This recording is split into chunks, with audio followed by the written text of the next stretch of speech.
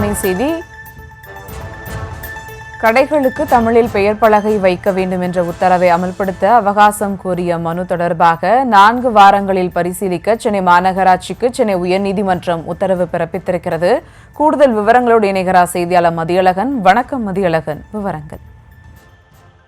சென்னை மாநகராட்சி உள்ளிட்ட தமிழகத்தின் அனைத்து பகுதிகளிலும் உள்ள கடைகளுக்கும் தமிழ் பலகைகள் பெயர் பலகைகள் வைக்க வேண்டும் என கடந்த ஏப்ரல் மாதம் சென்னை மாநகராட்சியும் அனைத்து மாவட்ட அதிகாரிகளும் உத்தரவு பிறப்பித்தனர். அந்த உத்தரவில் மே 30ஆம் தேதிக்குள் கடைகளின் பெயர் பலகைகளை தமிழில் வைக்க வேண்டும் என்றும் தமிழ் பெயருக்கு கீழ் ஆங்கிலத்தில் பெயர் வைத்துக் கொள்ளலாம் என்றும் தவறினால் 2000 ரூபாய் அபராதம் விதிக்கப்படும் என்றும் தெரிவிக்கப்பட்டிருந்தது. இந்த உத்தரவை உடனடியாக அமல்படுத்த எதிர்ப்பு தெரிவித்து மும்பையில் உள்ள இந்திய சில்லறை வர்த்தகர்கள் சங்கத்தின் சார்பில் சென்னை உயர்நீதிமன்றத்தில் மனு தாக்கல் செய்யப்பட்டுள்ளது. அந்த மனுவில் உலகளவில் அங்கீகரிக்கப்பட்ட வணிக சின்னங்களின் அடிப்படையில் பெயர் பலகைகளை அமைக்கப்பட வேண்டும் என்றும் அவற்றை மாற்றும் பட்சத்தில் அது வாடிக்கையாளர்களுக்கு குழப்பத்தை ஏற்படுத்தும் என்றும் மனுவில் கூறப்பட்டுள்ளது.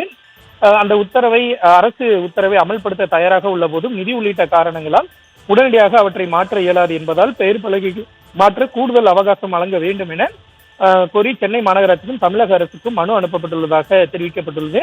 அவகாசம் கோரி அளித்த விண்ணப்பத்தை பரிசீலித்து தகுந்த உத்தரவு பிறப்பிக்கும்படி சென்னை மாநகராட்சி மற்றும் தமிழக அரசுக்கு உத்தரவிட வேண்டும் எனவும் தங்கள் சங்க உறுப்பினர்களுக்கு எதிராக கடும் நடவடிக்கைகள் எடுக்க தடை விதிக்க வேண்டும் எனவும் அந்த மனுவில் கோரிக்கை விடுக்கப்பட்டுள்ளது.